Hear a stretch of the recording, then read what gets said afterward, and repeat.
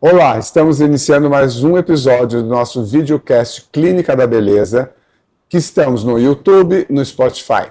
Vocês podem também nos seguir no Instagram, Clínica Otávio Macedo. Nós adoramos quando vocês nos escrevem, sugerindo temas, fazendo algumas observações. Aqui nós falamos sobre beleza, autocuidado, psicoterapia, psicanálise, e hoje nós vamos estar falando sobre um assunto muito interessante.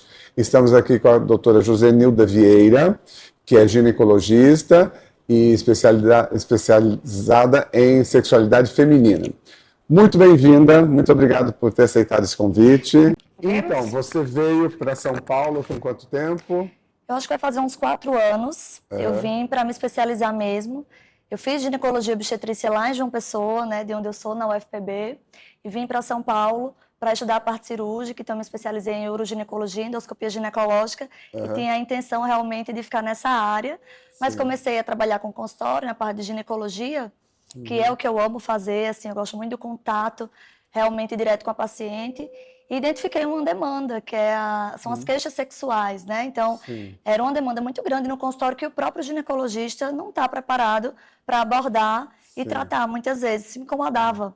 Então, eu falei, vou estudar isso aqui. E aí, parti para fazer mais uma especialização, fiz a pós-graduação em sexualidade humana, e hoje trabalho como ginecologista sexóloga, terapeuta sexual e terapeuta de casais. É um tabu ainda, né, essa questão, a abordagem da sexualidade? É um grande tabu ainda, a gente ainda vive consequências, melhorou muito, né, mas a gente vive aí consequências de uma sociedade que historicamente tratava a sexualidade feminina de forma muito repressora, né?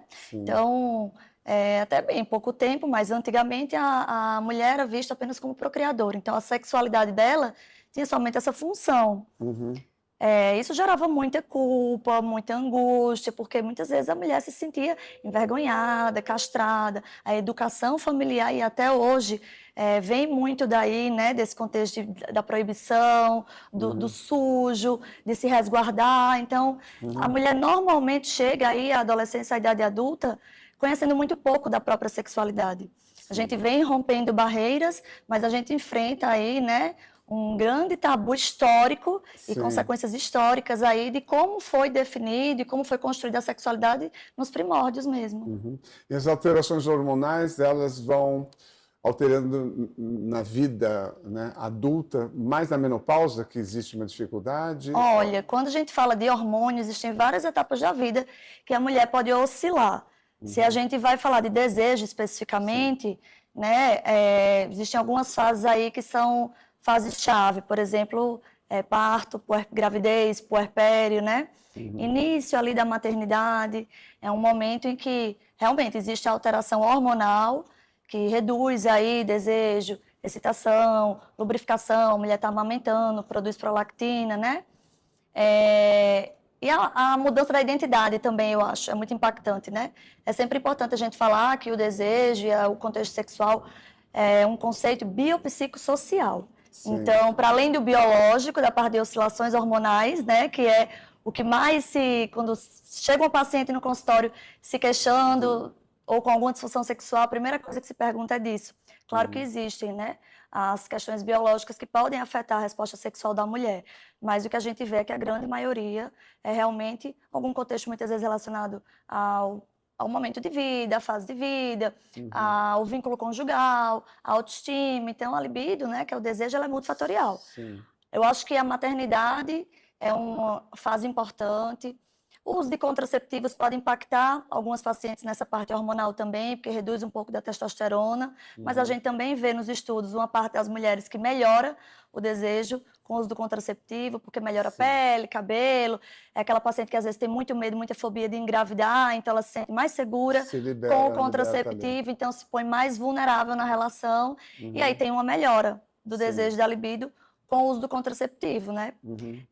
A menopausa é realmente uma fase importante, onde a alteração hormonal tem um impacto direto na resposta sexual, né? Então, a gente vê aí que realmente a redução dos níveis de estrogênio, progesterona, testosterona, impactam a mulher sim, mas que, como eu disse, o impacto social, ou seja, dentro do relacionamento, o impacto mental, como que ela está recebendo aquela fase de vida, como que ela está se enxergando, né? Muitas vezes a mulher deixa de ser mulher, acha que deixou de ser mulher. Acabou a vida. Acabou a vida, acabou a feminilidade. Eu tenho um paciente que não tem filhos, nunca quis ter filhos, mas entrou na menopausa e disse, não posso mais ter filhos.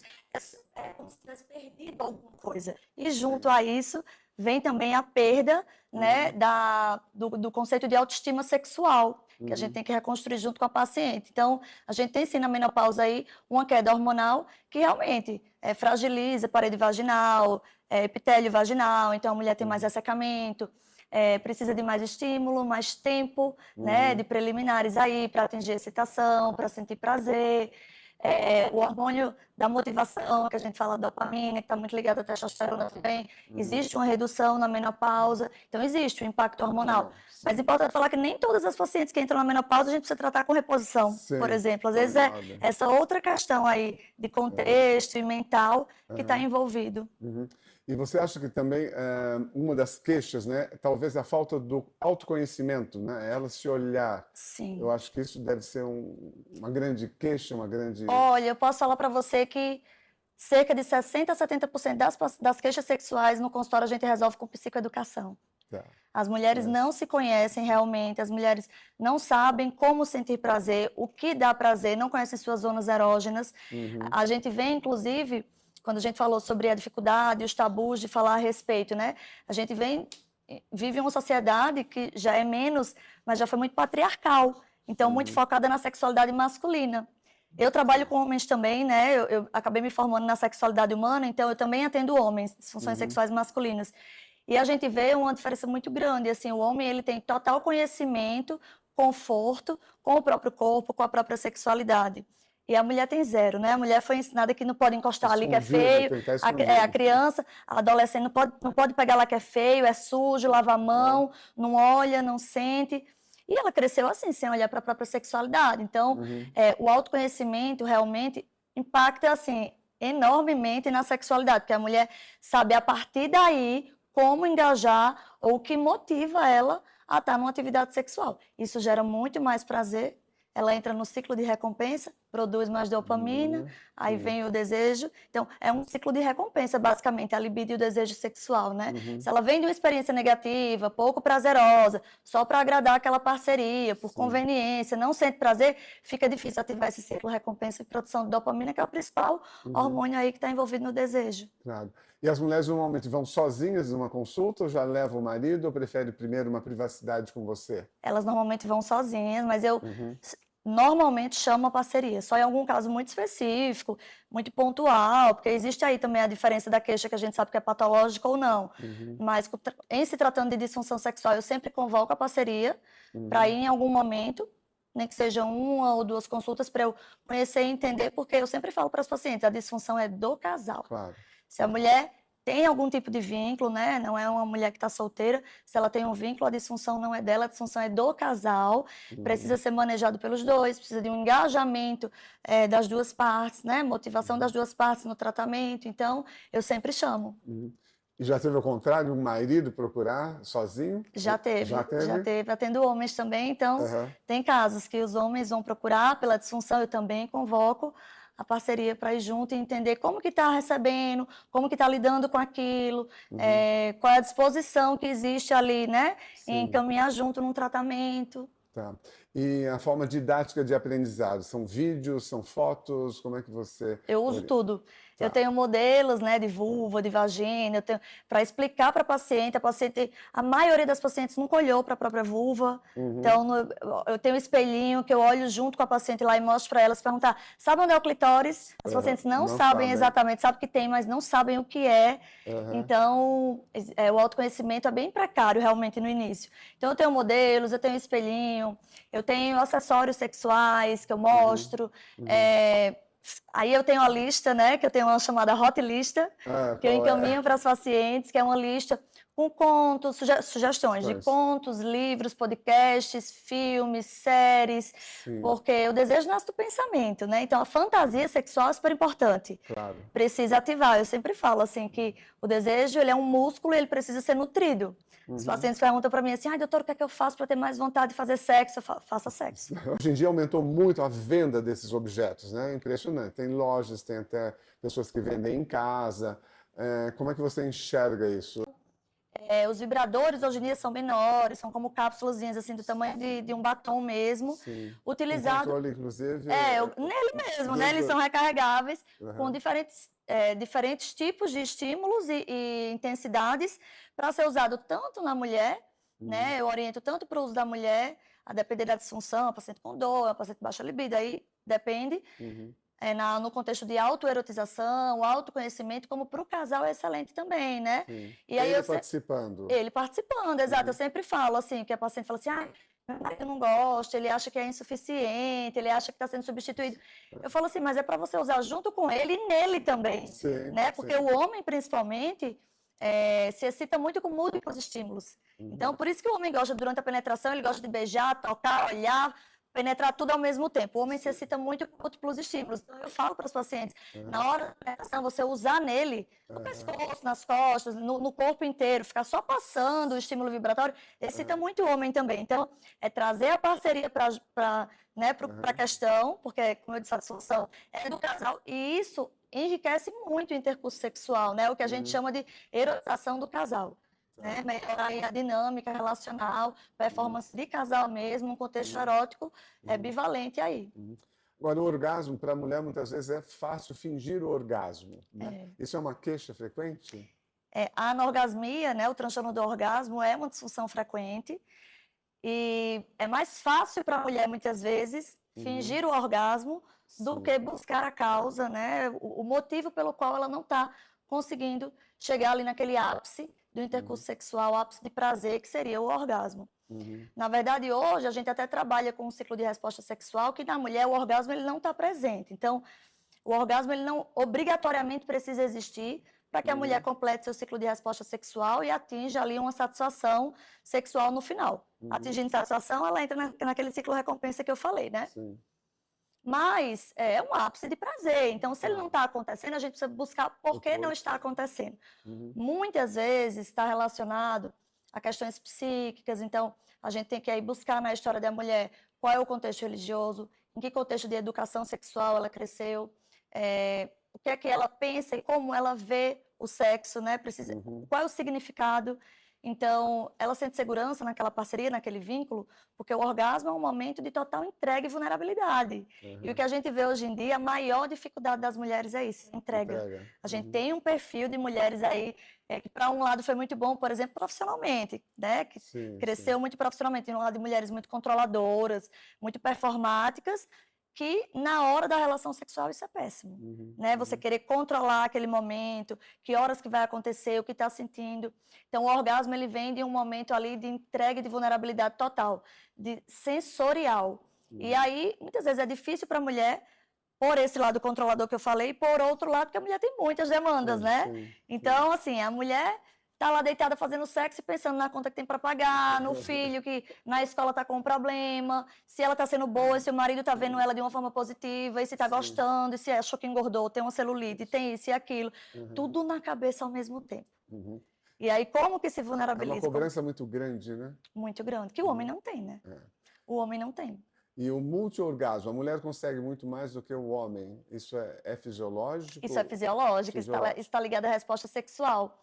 O que se sabe hoje em dia sobre resposta sexual é que a mulher tem a capacidade de, após o desejo, a excitação, o ciclo de resposta é composto basicamente por desejo, excitação, ápice, que seria o orgasmo, né? E um período refratário, que seria descanso, relaxamento, que dá aquele sono, né? O homem, ele tem um pouco mais de dificuldade de voltar do período refratário. A mulher, ela tem muito mais facilidade de que, se estimulada adequadamente, retorne ao início do ciclo, e aí tem a motivação, o desejo, se excite novamente e chega ao orgasmo novamente. Então, o que a gente chama, na verdade, de múltiplos orgasmos, não é um orgasmo, assim, duradouro, como tem muitas pacientes que pensam, que dura minutos. É a capacidade de, no mesmo intercurso sexual, atingir o orgasmo várias vezes, por conta dessa resposta fisiológica. Existem medicamentos também para a mulher, como existem para a disfunção erétil? Existem medicamentos. Hoje em dia, os estudos ainda estão começando aí nessa área, né? Depende da queixa da mulher. Então, por exemplo, se é uma mulher na menopausa, a reposição hormonal atua muito nisso. A gente já tem estudos aí que comprovam o benefício da reposição de testosterona, né? Em doses fisiológicas, com acompanhamento, para mulheres com desejo sexual hipoativo, tanto na menopausa quanto na perimenopausa. E existem algumas medicações que a gente sabe que contribuem aí também com a excitação, né? A flibanserina.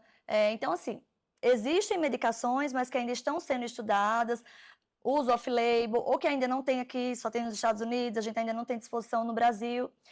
Mas o que, na verdade, a gente vê hoje em dia que muda o prognóstico da disfunção sexual não é o medicamento, né?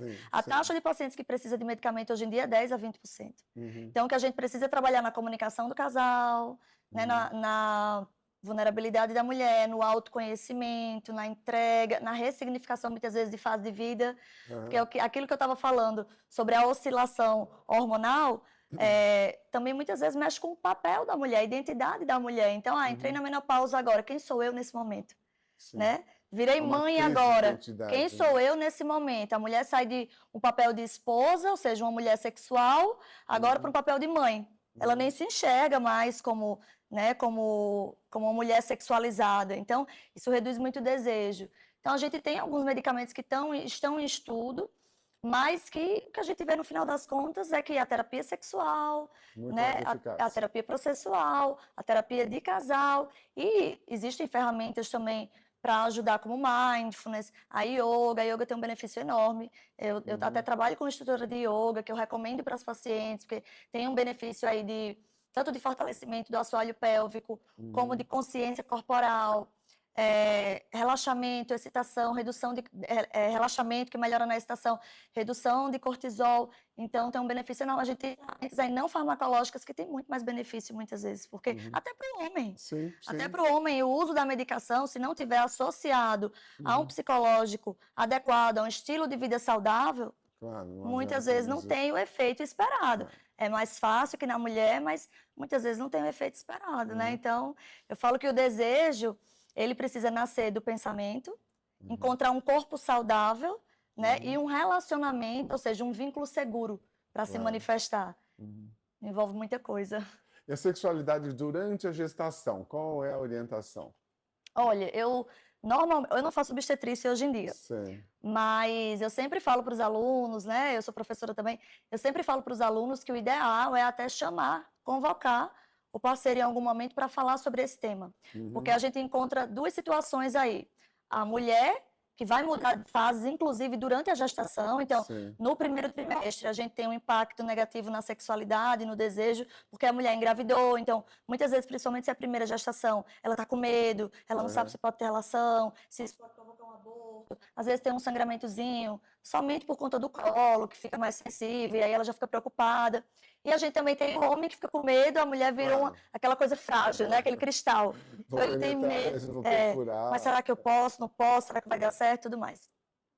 Então a gente tem um impacto mais negativo. No segundo trimestre, a mulher já está mais familiar. E tem as mudanças corporais, né? A autoestima tem um impacto muito grande na sexualidade. Então, no primeiro trimestre, a mulher já começa, né, a se sentir mais cheinha, o corpo muda, o quadril alarga, e isso impacta também. No segundo trimestre, a mulher já está mais familiarizada com o corpo, já está mais à vontade e segura com a gestação, então a libido normalmente costuma subir. É o momento que as pacientes... No segundo trimestre. É o momento que as pacientes falam que, assim, a libido melhorou, e tá com aquele fogo e tudo mais. E aí o marido também já entendeu a dinâmica. Se ele foi convocado, né, pela obstetra, se ele é um marido que participa, ele já está mais aí habituado ao processo também, entra junto, e aí é uma sexualidade mais prazerosa e mais fluida, né, para o casal. Em relação aos exercícios de assoalho pélvico, acho que eles são extremamente importantes, né? Sejam os exercícios isolados ou até pilates conjuntamente. São excelentes. Eu sempre falo para as pacientes que a resposta sexual, ela depende tanto, né, da fisiologia, quanto do psicológico e do social. Se a gente pega agora só a parte biológica, a fase de excitação, que é uma fase de preparação para o coito, por exemplo, a gente ainda vive uma sexualidade onde o intercurso sexual é muito penetrativo e tudo mais. Se a gente for falar sobre isso, a fase de excitação é a preparação da vagina para receber aquela penetração, né? Então, do jeito que eu estou aqui parada, numa fase de neutralidade, a vagina ela não está preparada para a relação. Por isso que muitas mulheres sentem dor, muitas vezes porque tempo de preliminares inadequado, estímulo inadequado, não excita adequadamente. Mas existem também os fatores biológicos. Então, existem doenças, diabetes, tireoidiopatias, pós-parto, menopausa, onde a excitação está prejudicada por uma redução de fluxo mesmo ali sanguíneo para a região genital, né? Então, tanto a gente tem, como eu falei, estudos em medicamentos que os medicamentos vão atuar nisso aí, né? Que são off-label ainda, mas estão em estudo para aumentar a excitação no sentido de melhorar o fluxo sanguíneo para essa região genital, como as ferramentas não farmacológicas, né, pilates, fisioterapia pélvica, yoga, melhoram muito. Então, assim, trabalhar o assoalho pélvico, fortalecer o assoalho pélvico, ter consciência de assoalho pélvico, contração, relaxamento, a mulher muitas vezes não tem. Então, às vezes vai para a relação sexual, está contraída, sem nem saber que está contraída, né? É o conhecimento, né, autoconhecimento mesmo muscular. O autoconhecimento muscular do assoalho pélvico, então é o que a gente chama de consciência do assoalho pélvico. Melhora a excitação, porque melhora, como eu disse, o fluxo sanguíneo para essa região, a capacidade da mulher de estar na relação. Então, quando a gente fala de yoga, por exemplo, tanto a redução de tensão e estresse, reduz níveis de cortisol, né?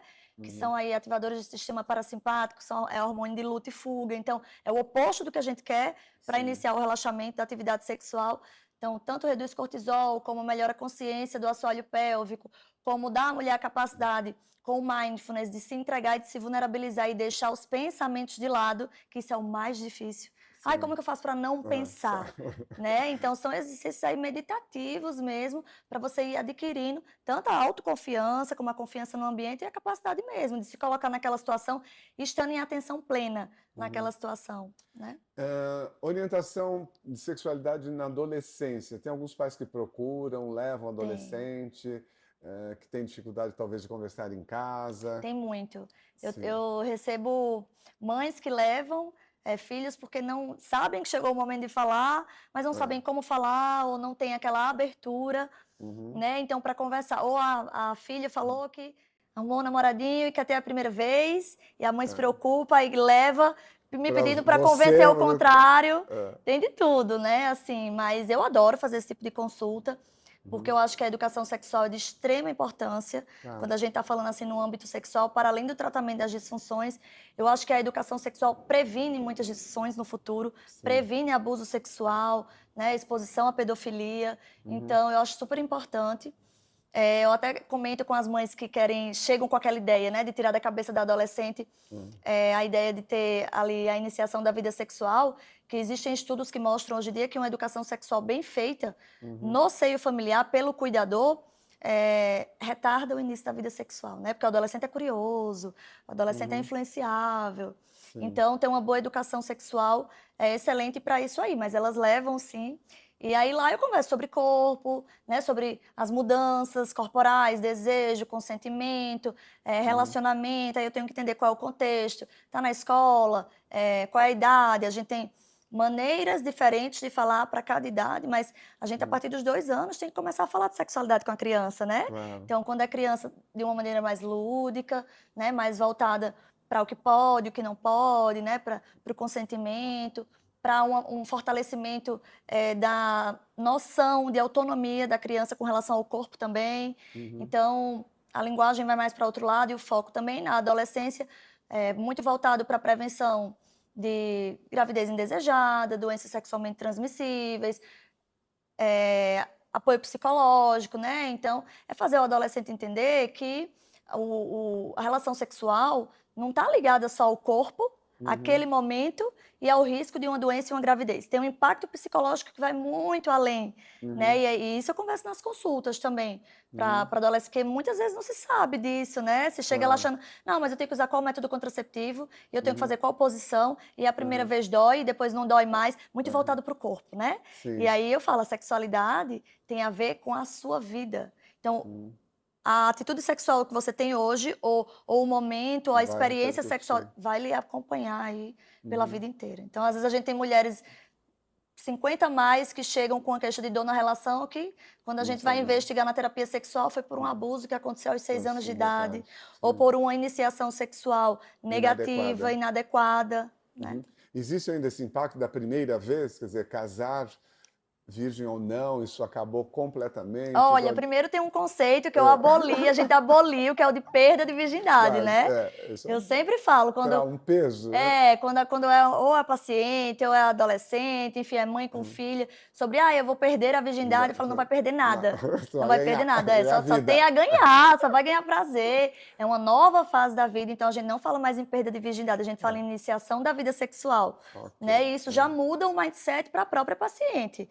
Né, nesse contexto. Claro que existem ainda restrições religiosas, né, relacionadas a crenças, educação familiar. A gente trabalha tudo isso em terapia sexual, mas o impacto é muito menor. Né? Vem diminuindo, porque a gente vem entrando aí numa sociedade que vem se apoderando feminina, né? Que vem se apoderando da própria sexualidade. A OMS tem um conceito de sexualidade que não é o sexo, né? Eu sempre falo, sexualidade não é igual a sexo. A OMS traz um conselho de sexualidade voltado para um âmbito geral de sexualidade como manifestação de papel sexual, identidade sexual, como a mulher se enxerga, como ela atua, como ela se posiciona na vida, né? Como ela vive a própria sexualidade no sentido de sexo. Então, é muito mais amplo do que o próprio intercurso sexual. Então, diminuiu muito, a gente ainda recebo. Está evoluindo, né? Às vezes eu recebo casal que a gente quer fazer castidade até o casamento, como que a gente pode manejar isso? Porque, claro, existe a vontade, mas também existe o corpo, né? Ou mulheres que têm impacto aí, casaram, né? Virgens, e tem um impacto enorme pós-casamento, porque as relações são ruins, né? Então, dor na relação, falta de orgasmo, falta de libido, porque muitas vezes, assim, ela tinha aquele conceito que não podia fazer aquilo era errado, aquilo era sujo, aquilo era péssimo. Muito pesado isso. Casou hoje, não vira a chave da noite para o dia. Então, ela tem que reconstruir a identidade sexual, né? Então, a gente trabalha muito hoje em dia na terapia sexual com esse conceito de construção da sexualidade. E é isso que a gente faz. Conceito, construção da sexualidade. E tabu ou não tabu? Sexo anal, como é que as suas pacientes procuram orientação? Procuram muito. Em geral, elas procuram assim, eu recebo muito assim, como é que eu faço para fazer sexo anal sem sentir dor? Eu quero fazer sexo anal e não consigo. Ou mitos, né, que existem de, por exemplo, eu consigo, mas o pênis do meu parceiro não entra inteiro, então é como se eu não conseguisse. Eu falo, olha... Vamos conversar sobre anatomia. Eu falo, veja, eu vou fazer o desenho anatômico aqui. Se entrar inteiro, é um problema. Então, não, você está praticando, a prática do sexo anal é possível para você, se sente prazer, não vai entrar inteiro. Então, existem alguns mitos, assim, que as mulheres chegam, né?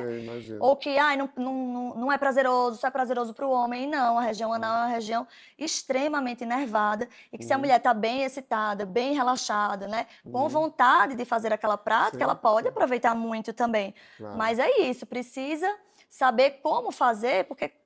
Como eu falei da vagina, que a vagina em repouso, em neutralidade, não está preparada, mas existe, né, uma facilidade da mulher entender a excitação da vagina.